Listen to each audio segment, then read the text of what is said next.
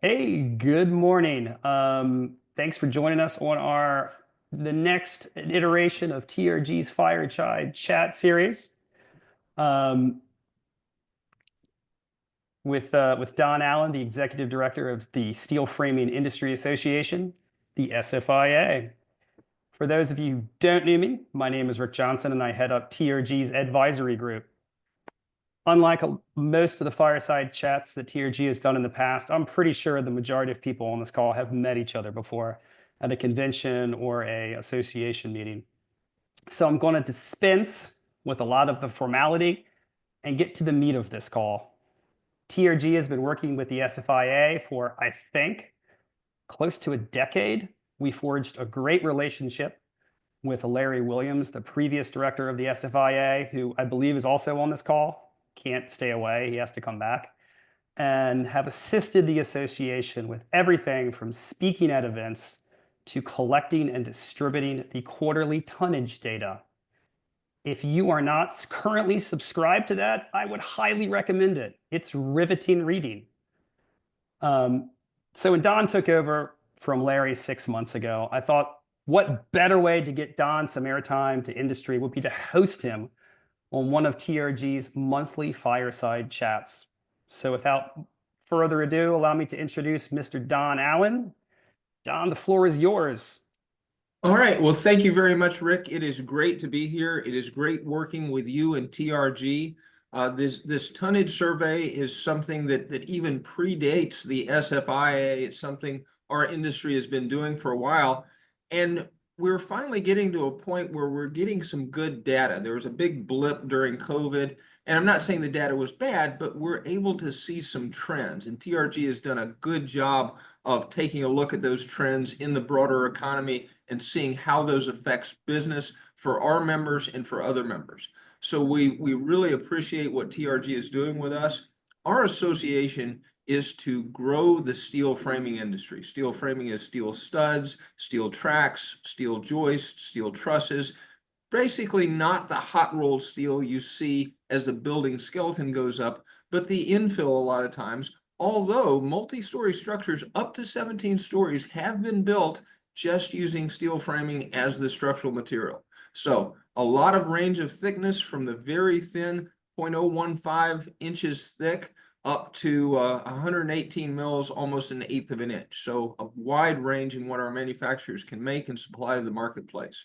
So our job is to advocate for that industry, to advocate in building codes and other arenas, and to help grow the market for steel. So thanks, Rick, for this opportunity. Thank you, Don. And then we're going to launch right into a couple of big questions that are on everybody's mind at the moment. And the first one is, what are your thoughts on the recent impact, on the impact of the new steel and aluminum tariffs? Where do you think this is going to go? So the 25% tariffs on steel and aluminum are going to help some people and hurt some people. For most of the folks in my sphere in the steel framing industry, it's going to help because countries like China have been dumping steel in the United States and in other countries for decades. They've been subsidizing the cost of their steel manufacturing. About 15 years ago, I had the opportunity to go to a steel manufacturing plant in Hangzhou, China. And it's amazing the scope of what they do there. They had an entire dormitory for the workers that a lot of them come out of the countries and work in that steel mill. Steel is big business worldwide. It's traded worldwide. And these tariffs are going to have a positive impact on the steel coil manufacturers, the steel framing manufacturers, and the steel distributors. And prices are going to go up. How much they go up, I don't know, but we're probably looking at least 10 to 15% in the next few months here. The question is the demand going to be there to maintain these higher prices? And that's the concern that some people in the construction industry have. I talked to a couple of folks in my association about the backlogs that their customers have, and the backlogs are looking pretty good right now. However, there's concerns that interest rates are going back up. They're not, they thought that after the election, after the new year, they did going down. They were looking at some projects that had been put on the shelf. They thought those would be coming back on the books for work towards the end of this year and on into next year, but there's concerns about that. So a lot of that has to do with the interest rates. But I see the prices, according to one of the steel buyers I talked to earlier this week, they're going to jump within the next few weeks. Some people are trying to get their orders in, get their imports in before. I think the date was March 11th, because anything that comes in after that date, they're going to have those duties on it. And that's kind of where we sit right now. So, to go back to the data we collect, when the first tariffs hit, there was a big spike in orders, and you saw this big pull forward. Do you think there's enough demand now to have a big pull forward like that in terms of tonnage? So first of all, a lot of the coil manufacturers, vendors haven't even opened their books for April, because they don't know what's going on. They're not allowing people to place orders that far into the future. A lot of the folks saw this coming, right? And so maybe not the quantity or the special localization of tariffs on steel and aluminum, but they knew steel was going to be a part of it. And so a lot of folks have done their buying, as far as our roll forming member manufacturers have done their buying already, and have shipments on the way. As far as stockpiling things like coils, yes, people are keeping their inventories high. And again, our guys have to keep inventories rather high. It's not like you buy one coil and can make all the products out of it. We've got different thicknesses, we've got different yield strengths, we've got different coatings, and zinc is another commodity product that is becoming expensive. A lot of the zinc comes out of Canada. So any industry-wide tariffs that are affecting Canada is going to affect the coating that comes on the product. And also, not everybody makes coated coils. So if somebody is just making hot roll coils that doesn't have the zinc coating, the galvanization on the outside, then they're not playing in our marketplace. It's one of the big differences right now from the last time tariffs went into place is the nature of the products, not the products, but what's being built. Right now, we have a lot of mega projects driving steel tonnage. How do you think those projects are going to affect steel usage? I mean, it's not thin rolled, non-structural. This is heavy gauge stuff. Right. How is that going to change the world now in terms of tonnage? So first of all, it's already changed the world, and you're seeing that in the data that you produce. Right, over the years, we've seen hot rolled and cold rolled pretty much follow each other. We've got about the same amount of tons in, and the demarcation point is 33 mil. So 33 mil and heavier tends to be structural steel. A mil is a thousandth of an inch. Less than 33 mil, all the way down to 018, 019, which a lot of the market is at that thickness, is the non-structural. And that non-structural is used in interior partitions, interior ceilings, fur downs, some of these fancy interiors that are made, very easy to cut with tin snips, very easy to lift and install, but the very thin steel. The structural steel is used for taller walls, and this is what we're seeing in data centers. These walls are anywhere from 33 feet to beyond 40 feet. And I actually looked at a spreadsheet that one of our members had created, because they were trying to optimize the amount of steel that went into the wall. But the members that they were using, they're 6 inches deep.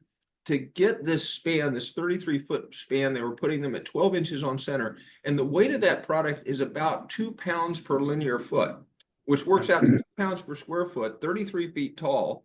So we're talking about that much steel in a wall that is hundreds of feet long. Some of these data centers are 500 feet long by 200 feet wide, so large square footage. I also talked to an engineer about this earlier this week, and about the designs that go into them. He said that they've got hot aisles and cool aisles inside. So you've got this computer equipment. If you ever fly into an area over data centers, because on the roof, they've got all this cooling equipment for all that computer heat generated that's inside. And they have pressurized plenums that are framed out of cold form steel. So they've got 10 to 20 or 8 to 20 feet ceilings across the top that have to take 15 PSF of pressure. And I apologize, I come from an engineering background, so I'm quoting these numbers. And then most of the people on this call have engineering backgrounds, Don, so go for it. expanding vertically with that 15 psf pressure, you can't do it with the non-structural interior drywall studs. You have to use that heavier material, stuff that is 2 to 3 to 4 pounds per linear foot of material, and these things that are hundreds of feet long. So it's a lot of the structural steel is going to this. I talked to a guy that has serves the Midwest. He said in just one Midwestern state, he's got 13 projects that are over $1 billion for their drywall contract. That is huge. That is something that we never saw. And that's something, in talking about the size of the projects, we're seeing the really big projects like this that really they're being funded by the big tech companies, right? You hear about them now, the data centers. And those companies are building and funding these big projects using their own money. They're not worried as much about interest rates because they can pay cash for these things, and they've done these big projects. And then there's small projects, but a lot of the middle projects aren't going. A lot of these mid-rise hotels, condos, office is in the toilet right now, right? Because although I talked to a guy out in California yesterday that said out in the West Coast, all up and down the West Coast, in Seattle, in the Bay Area, they're bringing people back to work. And so they've had some tenant improvement projects already start on this. The government is pushing for that as well. And so we may see some of this non-structural work pick up. Okay. I'm going to ask one question that came in when we advertised this. Is, you don't have to go too deep into this, but what do you think about the future of U.S. steel? What's going to happen there? You know, don't spend a lot of time, but what do you think? I can't, because my crystal ball is cloudy on that one. Everyone thought they knew what was going to happen with U.S. Steel, and then the rules changed. So I don't know. I don't know. It's for a while it looked like they were going to sell off their electric arc furnaces, but right now it's not something that our members have a really good insight on. Okay. So let's move on to another question that's kind of at the top of everybody's mind right now. Is, we've all just witnessed what happened out in California, the big fires. There's a lot of talk right now about building back more resilient homes. What place do steel studs and our members in general, the SFIA, where do we stand in driving that conversation? How do we move forward? So we're actually at a very good place, because we have a very good story to tell as far as resiliency. We've got a product that in some cases has minimum 25%, but in some cases up to over 95% recycled content. And speaking of recycled content, you feed scrap into these electric arc furnaces. And analysis was done recently. I read an article yesterday that scrap is not affected by this 25% tariff. So there's a worldwide market for scrap. That stuff moves around. We in the United States generate a lot of scrap. It's very easy to separate in the recycling stream. You just put a big magnet and pull that stuff in. So there's a lot of scrap out there that we can put into our furnaces and build this stuff. So we've got a good story to tell on resiliency with respect to how we make the product. With respect to the fires and fire resistance, it's not only the framing, but also the cladding that goes on the outside of it. And with steel, you don't have the shrinking and swelling that you do with, say, a bio-based product or a wood-based product, so those cracks are not going to open up. When you put stucco on the outside, less cracking in those finishes. And stucco is a cement-based product with a lot of times a steel mesh inside of it. So again, those have resisted fires for about an hour at least on some of those homes that were being built. There's been some research in Australia. We've got it on our buildsteel.org of a brush fire test where they had these huge flames coming up against the side of the steel frame house, which also had steel cladding on the outside. Performed very well with the exception of the windows and the doors. The windows melted out, so that's how hot it was. But other than that, the steel framing performed very well. I reached out to the executive director of the Metal Roofing Alliance. They members make the steel shingles and standing seam roofing that goes on top of this, and they're already getting involved out in California, letting people know that they and we have solutions for them and non-combustible products, fire resistant assemblies and products. I also reached out to IBHS, the Insurance Industry for Business and Home Safety. They've got an entire program on wildfire resistance. They've got guidance for people. They even certify homes. And even though steel framing is not a major part of their program, they talk about the non-combustibility of the products. And they got to go to one of these communities that had burned, and they said one of them, it had steel framing for the studs for the walls inside and outside, but it did not have steel framing on the roofing. So he showed me a couple pictures where the structure had gotten damaged, gotten burned, but through the cracks, you could see the steel framing was still intact. Even the coating was still intact on the inside. He showed me this area where a wooden door had burned and the door buck had burned off, but behind it, you could still see the steel studs that were intact. He said, Don, do you have any products for decks? Because decks and pergolas and wood fences on the outside, that's one of the things that brings the fire to the house.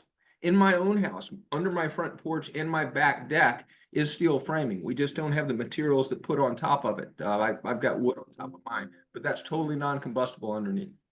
Let me ask you this. We all remember what happened out in Maui, Hawaii. Big fire. They're about a year and a half ahead of Los Angeles in terms of planning for the future, and permitting, and how do you build back more resiliently? Any lessons learned that you've heard coming out of Hawaii on how to do this? There's a lot of lessons learned. So first of all, Hawaii is already using a lot of steel, and a lot of those structures that burned were before steel framing got into the mix. What happened was about 15, 20 years ago, the poison that they impregnate this wood with got outlawed. It had caustic elements that were dangerous to the kids and the people living in the home. And so Highly toxic. yeah, they banned this toxic stuff. And so to get it with the new chemicals that they had in it, number one, people didn't want the new chemicals, and number two, it was much more expensive. It turned to steel framing. But unfortunately, most of those structures were not framed out of steel. And the problem that they're having right now is permitting. It's just taking so long to permit for a home. There's only been a handful of homes rebuilt out there. And I was talking to my friend out in California about that. They sell steel in Hawaii as well.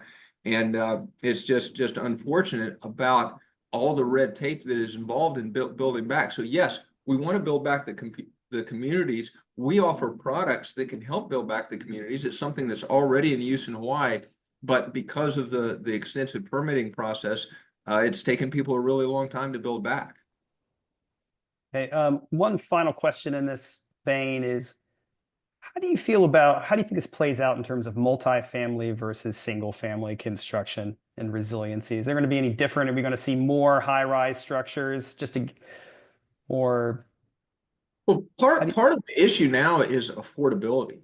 And that's part of the issue with people wanting to build back in Hawaii. It's become so expensive to build out there that people are downsizing. They say, look, I'm not going to be able to afford a house anymore. I'm going to live in multifamily, whether it's an apartment or a condo. And that's where steel framing really shines, because it's not just you that you're concerned about, right? You're concerned about your neighbors. Do they smoke? Are they going to have proper hooking up their heaters and whatnot? I know Hawaii doesn't use heaters as much, but still, there are things that can cause a fire that can ignite the contents. And you want to have that steel framing, number one, as a barrier. Number two, it's not going to fuel a fire. And we have seen so many of these fires that in dense city centers where combustible products should be illegal, but these fires destroy multiple homes, multiple units in multifamily. But multifamily and mid-rise construction is the sweet spot for steel.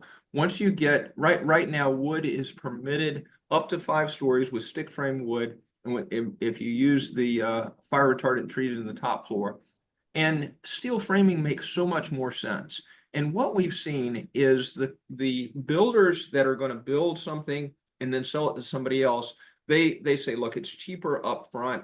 Unless it's cheaper up front, stick for stick, wood versus steel. So they go with wood. People that are going to own these apartments and condos for years realize that they're going to have savings on builder's risk insurance. They're going to have savings on their insurance for the structures themselves. And so it's going to pay off to have steel. They're going to have more dimensional stability in their structure, so they're going to have less cracks to repair, less finishes to replace, and a tighter building. And so it's going to be easier to heat and air condition these things. So steel framing is excellent for those. Okay, let's give you a fun question. One of the big questions that come up on all the quarterly conference calls is how is AI going to affect your business? Um, in terms of construction and steel framing from the industry association's view, how do you think AI affects construction? Where do you see this playing out? So first, I'll talk about how AI affects businesses, because that's the big effects, right? How you can be more efficient with your business, how you can mine data to and aggregate that data to better make decisions, and that's where it's going to make the impact. It also is going to impact where these scammers are trying to break into your systems. It's becoming easier to do that with AI. They've got voice replication. They've got all kinds of stuff that makes it sound like your neighbor is calling, or your son is calling. I mean, it sounds just like them. And AI can do a good job of that. And that's what I've cautioned people. And we had an ASAE, American Society of Association Executive meeting a couple of weeks ago where they talked about this. So you need to be more vigilant. One of the things contractors are seeing is contracts that are written in that if somebody hacks your system and it gets into the general contractors or the BIM model of the structure, and they get that the subcontractor is liable. So the contractors are trying to push that out, write that out of the contract. So it's affecting that. Interesting. With respect to the design of the buildings themselves, I think that's pretty far down the road. And here's why. Because even if you've got a cookie cutter buildings, let's say a franchise, and you're building the same one in every town across the country, that building's not going to be the same. It's going to have different wind loads. It's going to have different seismic loads. It's going to have different foundation considerations. So it's not really the same. And architects want a building to match its site. They want it to blend in with the neighborhood. So there's differences. There's nuances for how all these buildings are built. And right now, AI is not set up to accommodate those differences, to accommodate the issues that you come into when you're digging a foundation and you find issues with soil like liquefaction, or you've got high seismic loads that are different, or the orientation of your building depends on the neighboring buildings. So there's a lot of things that are impediments to AI taking off right away in construction. So I think that's going to lag. And we've seen that with technology in general, right? People have seen all these productivity tools that come in and have helped office workers in other industries, but it's been slow to take off in construction. Now, I see a lot of those things are starting to start. And if you don't mind me talking about this right now, there are other things that are in construction that are taking off, such as these printers that our members and their customers use for layout, that basically you can take a set of plans, feed this information into things like Dusty Robotics or HP Site Print, and then this like a little box on wheels will roll around on your slab and print out exactly where each one of the walls are going to go. And it used to be, it took 2 or 3 guys with tape measures and lines to do that over several days. You can just do that in a matter of hours using these new tools. There's these 3D lasers that can monitor a site as you're going through. There's drones that monitor from the outside. My son works for a municipality not too far from here, and he just got his drone license for going around, and they inspect buildings with it. They take pictures of all kinds of things. And so monitoring a job is being affected by this technology. And I think the AI will be able to take some of that data that is collected using drones, collected by using these helmet mounted cameras where you walk at job sites, where you can see deficiencies, see what repairs need to be made. So the tech is getting out there, and what the tech is going to create the data that's going to be affected by AI. But as far as the actual speeding up of construction, I don't see that for a while yet. That segues into my next question. This is a perennial question. You know, labor shortages. I mean, I feel like I've been talking about this my entire career. Is how do you attract, you're talking about tech, how do you attract more people into trades in engineering?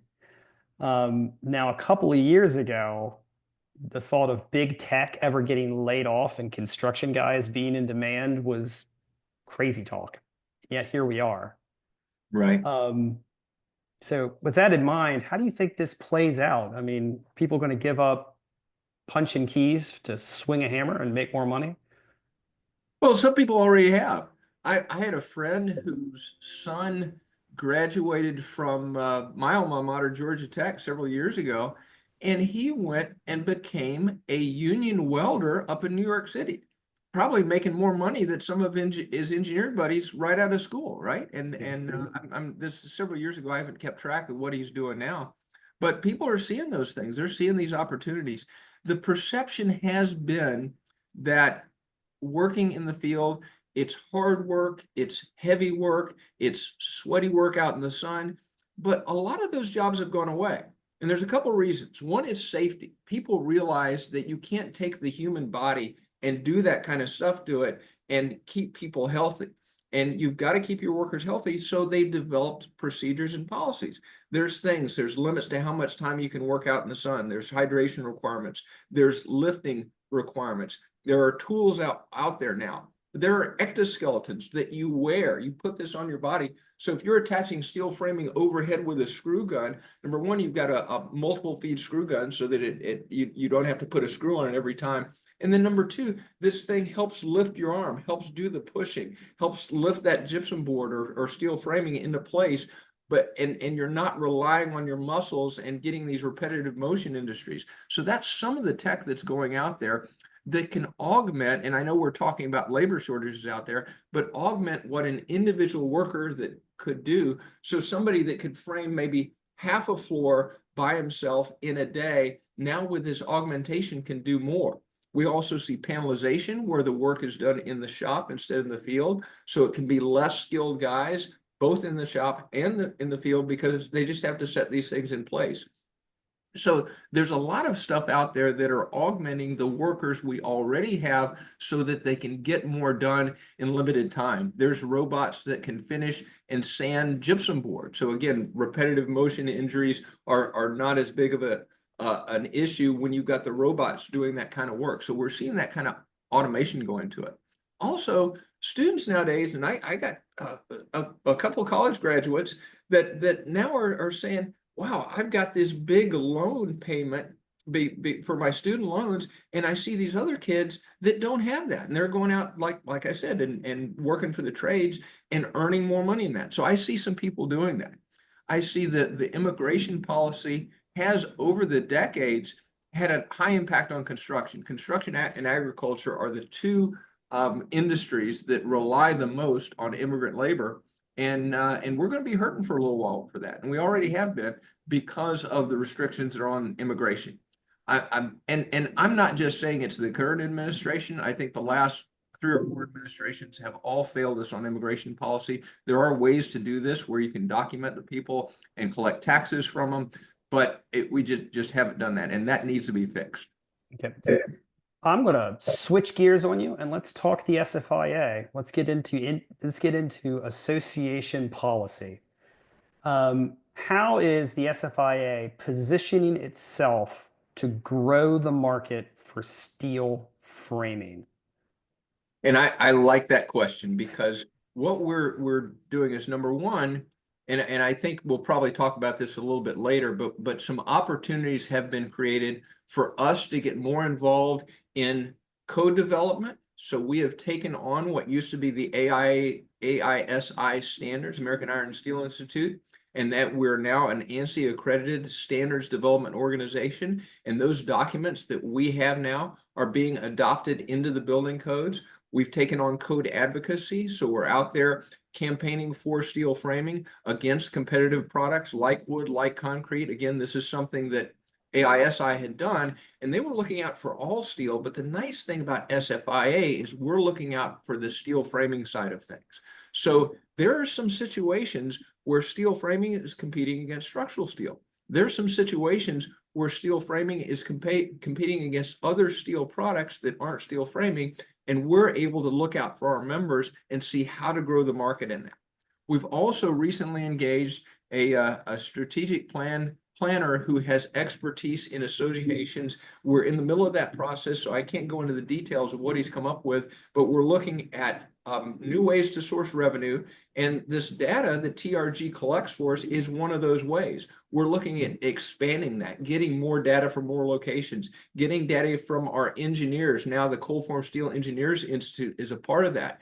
AIA has a process where they call it their Architectural Buildings Index. That kind of leads the economy by 9 or 10 months. It's been kind of in the dumps for the last few months, and that's been reflected in the general economy. But the cold form steel engineers do designs just a few months before they're implemented in the field. So we can see a little bit closer, more specifically on cold form steel framing. We're looking at doing something similar with the engineering buildings, whether their buildings have gone up or down or stayed the same, to kind of give us a forecast, maybe a little bit closer, of what steel framing is going to be like in a few months. So these are opportunities that we've got, some things that we're looking at. We're looking at getting a little bit more involved in public policy. We have not been involved at that, except for maybe on the regional level. I think Larry had some successes out in Los Angeles where they had some fires and got some legislation passed on building non-combustible in these tight areas in these cities. We've done some work in New Jersey. Not necessarily seen the fruits of that effort yet, but still we're looking at reaching into those kind of areas where we haven't necessarily done that much in the past.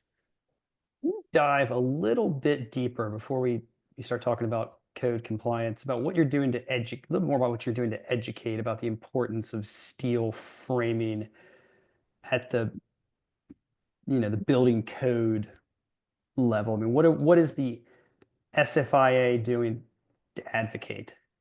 So, and it's not just steel framing, it's all across construction, right? We're trying construction because of the labor shortage. We're trying to get to the younger and younger kids, really, to let them know that construction is a great career. I've built my career in construction and it's been a lot of fun, right? You get to come up with designs of new products. You get to go out there and see your ideas get built. You get to build these things. And as kids, we love building these things. I remember when my son was about almost 4 years old, I get choked up thinking about it. We go to downtown Atlanta. He looks around and says, "Daddy, did you design all these buildings?" And I'm like, "No, son, not all of them." But still, it's a neat feeling to be involved in that, to be able to design these things and be involved in construction. So education is an important part. I went to a trade show last year.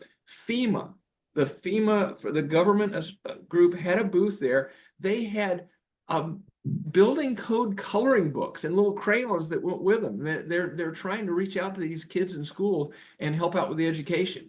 So what we're back to SFI, what we're doing is we're working with NCCER. They develop curricula for trade schools, even for high schools, on teaching people the trades. And we're getting them to have the right information in their curricula about steel framing, about finishes, about screws and screw guns, and how these things go together, and helping train the instructors as well, right? Because we help them come up with test questions. We talk to them because a lot of these instructors have come from the wood carpentry world. They don't know steel framing unless they've been involved in commercial construction. And so we're helping provide that.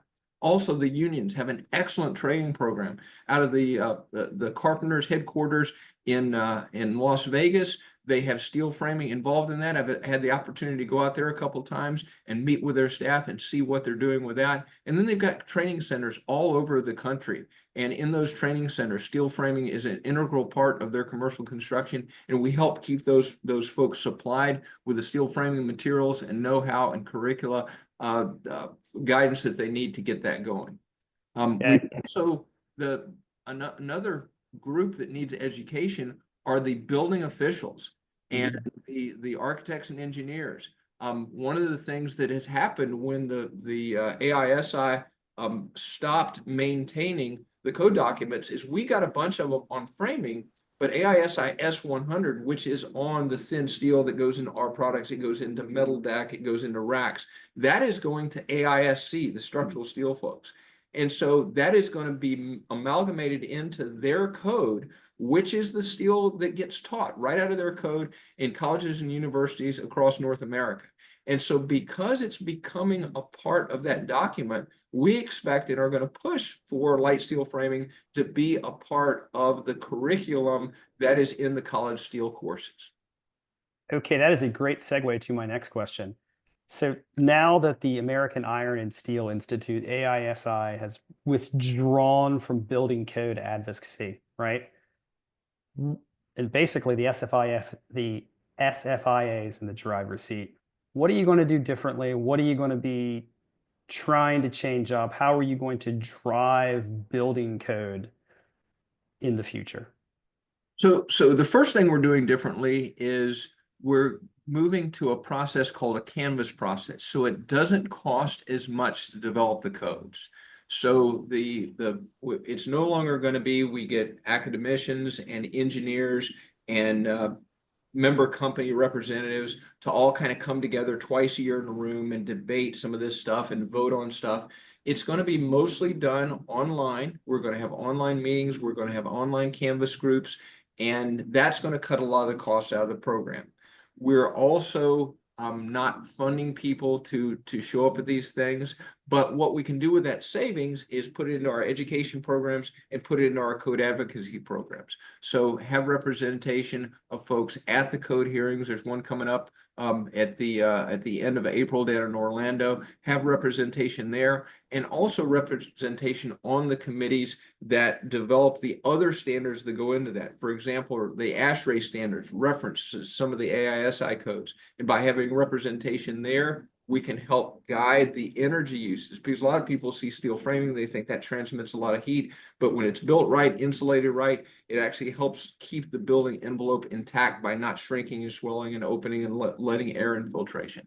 So there's a lot of things that we're doing differently because that opportunity that was given to us in taking over these standards from AISI lets us see that differently. I think the code documents for the next few years, we don't want to change anything right away because the engineers and the code process likes consistency. Yep. So we're going to allow people to they're still called the AISI documents. Probably through the next code cycle, it'll be that. Eventually they'll become SFIA documents, but still it allows the specifiers to kind of make a slower transition. And when we do make changes, we're going to have educational programs. We've got a very good webinar programs. All the SFIA webinars are free. Cold Form Steel Engineers Institute has paid webinars that are a little bit more technical in process. I attended one yesterday, and it's excellent technical information. We're also going to sponsor testing. The presentation yesterday was on a 10-story shake table test where we put various types of assemblies, cold form non-structural assemblies, both inside and outside this, and watched what happened when it was on that shake table. There's another, this is at UCSD in San Diego, California, 10-story project on the table right now that's going to be tested this summer, framed out of cold form steel framing. And not only are we going to have a shake test, as afterward, we're going to have a burn test. This is the last project that was mass timber frame did not have. And one of the things that we're looking for right now, and this is part of the things that I've been tasked with, is finding a use for those products after the test. So if maybe somebody out on the West Coast or in Southern California needs some steel framing for a project, we're going to have some stuff after the shake table test that's available. That tails into my next question. How do people become involved in the new standards process? Got a bunch of people in the industry on this call. How do they get engaged? How do they reach out for the new codes reach out to process? me or my staff. My email is alan@steelframing.org.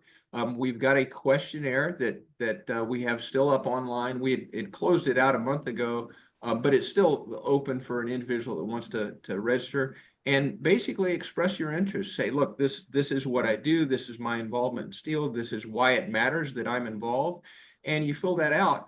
Unfortunately, we can't have everybody on all the Canvas committees, but every time a new ballot comes out, we've got different committees that we constitute from those people that get involved with it. We also have a technical committee. We've got our code compliance committee. We've got other groups that are involved. We've got a sustainability committee. We're looking right now at they're updating the PCRs, the product category rules for steel, so that we can develop environmental product declarations. We actually were involved in a grant that came through the EPA. We're going to receive money to do a better job of develop environmental product declaration (EPDs) for our member company products and for our industry-wide EPD that we've developed for the industry. So there's a lot of things that we're involved in, and unfortunately, we don't have the money to do them all, but we're getting more stakeholders involved that are going to help us do those kind of things. And so that's why I think just getting involved in a committee. Our committees are open to all members. Membership is just around $200 for an individual. For bigger companies, it's a little bit more, but really a low price to pay to be able to get involved in the industry and to have a say. That's good information. All right, so we're doing great things. You're doing great things to drive the usage of steel, but we have competitors out there. Well, they who should not be named are the wood and the concrete industry. How should we think about those two building products going forward as competitors to steel framing, and what the SFIA is doing differently to try and compete? So it's kind of an interesting story when it gets into code advocacy, because even though some people say, yes, the concrete industry is the enemy, and yes, the wood industry is the enemy, we end up having to partner with those guys. For example, light frame construction, stick built. We're very similar to the traditional wood framing, and we partner with those guys to get code provisions that protect our interest in light frame construction. Non-combustible construction, we partner with the concrete guys. Yeah. The Ready Mix Concrete Association was integral in what we did out in Los Angeles to get those regulations changed for non-combustible. So yes, we see them the enemy, but yes, we understand them, work with them on specific projects. Now, more to your question though, what we try to do is let people understand the advantages of steel framing. If you're going to be building a multi-story mid-rise structure in high seismic areas, say in California or Alaska, then you don't want all that weight that is going into the concrete structures. If you're trying to build something fast, you don't want to have to wait for the time and the moisture that goes in the building as the Portland cement and the concrete dries, and you have to wait to put those next floors up. So some of the new technology, some of the new panelization, they lift these modules in place. They want something light, and steel framing works well with that. You want the dimensional stability of the steel. With wood, even with mass timber, there's absorption of moisture. I know that mass timber is a little bit more dimensionally stable than the stick framing, but still it has its issues. We've even seen structures designed that are load-bearing steel framing walls with mass timber floor systems in there. I'm not sure why. I think that because it's beautiful, it's usually a lot more expensive than a concrete and steel deck, but people want those things in there. I was on a project a couple months ago where they had a raised floor, and all the piping and ductwork and everything went underneath the floor so that the mass timber was exposed on the bottom. But again, all the framing around that was steel framing. So we still partner with those guys, but what we do is we showcase the advantages of steel. You've got lighter construction, you've got non-combustible construction, you've got other ways that the plumbers, electricians can work with this material, very easy to work with and frame together. And that's the word we've got to get out there, not only to the designers, the architects and engineers that specify this, but again, the code officials that inspect it, and the educators that teach people, not only the framers that build it, but also the designers, the engineers and architects, understanding the versatility of this. We've had for decades these machines that can take steel framing and curve it. And every single one of these beautiful Frank Gehry designs that you see has steel framing behind it, curved, supporting that framing. And some of the 3D technology and the BIM technology that's out there has allowed those sort of structures to be designed and built, and steel framing is integrated with that. So we're coming up on 45 minutes. I got two more quick questions for you. So one of the biggest changes in the last couple of years is the rise of small roll formers. How should we think about these guys? How should we view these small roll formers? So there's two ways to look at it. If you're a distributor, and we've got a lot of members that are distributors, if you're a traditional roll former, you've been roll forming products for decades, you could potentially see this as a threat, because what happens is the contractors buy these machines, they make the material and consume it themselves, and the material they make, they build it into panels, they build it into trusses, And then, so it doesn't go through distributors. Sometimes they roll these roll formers out to the job site, so they're not having to transport all this stuff. They're very slow. They have compared to what the companies I've worked for, the manufacturers members that we have, but they don't have to be fast, right? Because they're just using, they're not stacking it up in bundles and shipping it off to distributors. They're using it right after it comes off the machine. So we've got members that use these small machines, and we've got members that are the big manufacturers. And I see that there's a niche, kind of the middle thickness, that these machines are going to be good for. They're not able to quickly manufacture this thin framing that gets the non-structural framing that gets in office retrofits and building retrofits. And by the way, when you're looking at low carbon, a lot more of these buildings that were going to be demolished and then rebuilt, people are realizing it has a much less carbon footprint if you renovate the interior, and steel framing is great for that. But these smaller roll formers aren't necessarily great for that. So that low end of the market, as far as thickness, is going to stay with the traditional roll formers, stay with the distributors that can stock those jobs and get that material to the upper floors on those buildings. The very thick material, those machines can't run. So again, the traditional roll formers that have those heavy machines that can run up to 118 mil, those are the ones that are still going to do that. So if you're building 14, 15, 16-story structures, the lower floors are going to have that thicker steel frame, and that's still going to be a part of it. But those roll formers, we're seeing panelizers buy those machines, build them into panels and ship out to job sites. Those are also SFIA members. There is a place in the market for them, and we want to help them grow their business, and we want to help them be involved in our code compliance program. And that's what we're working hard on right now, is keeping everybody kind of under the tent so that we can grow the market for steel. This can be another avenue for the big steel manufacturers, the US Steels and the Nucors, to be able to sell those products to not only the traditional steel stud manufacturers, but these other guys, right? And they're still consuming coils. They're still getting in steel in the marketplace. And SFIA wants to be the third party group that makes sure they do that right. So you don't have any black eyes, you don't have any building collapses or people getting hurt on job sites by implementing the programs that we've put out there for people. Final question. What do some of SFIA member companies see as just the concerns? What are their major concerns? What have you heard since you stepped into this role 6 months ago? What is keeping people up at night? So some of it are these smaller roll formers, right? Because some people are threatened by that. But the bigger picture is things like mass timber. Mass timber it looks really sexy. Architects have really bought into the idea that this is the sustainable solution for everything, and never mind the fact that most of the wood gets left out in the forest and goes into the atmosphere shortly after they cut all those trees down. The project I was on here in Metro Atlanta, that it was mass timber. Guess where the mass timber came from? Austria. You call that sustainable? No. So we're seeing the architects see this product as a solution when it's really not.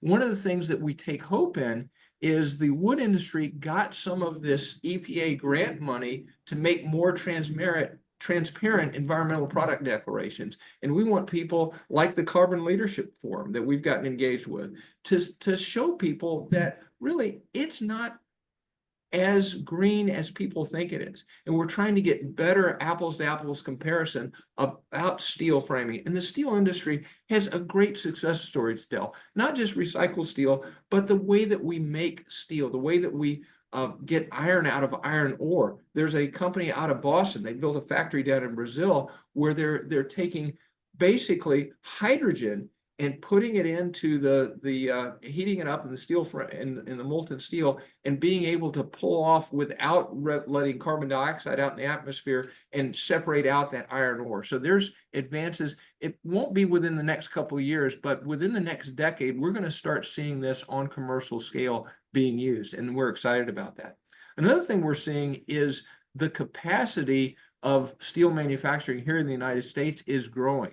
I think within the next 5 years, we're going to see over 4 million tons of capacity come online for the galvanized sheet that our industry uses. So that's another big positive we're seeing out there. So I know I got a little off topic there, but still, that's it's a bright future for steel framing. I'm just so excited to be a part of it. Well, Don, we're happy to have you, and that is exactly 50 minutes. So I appreciate your time. Thanks for joining us. Everybody, thanks for dialing in, and I look forward to seeing everybody a little more as we get into the year. Thanks, Don.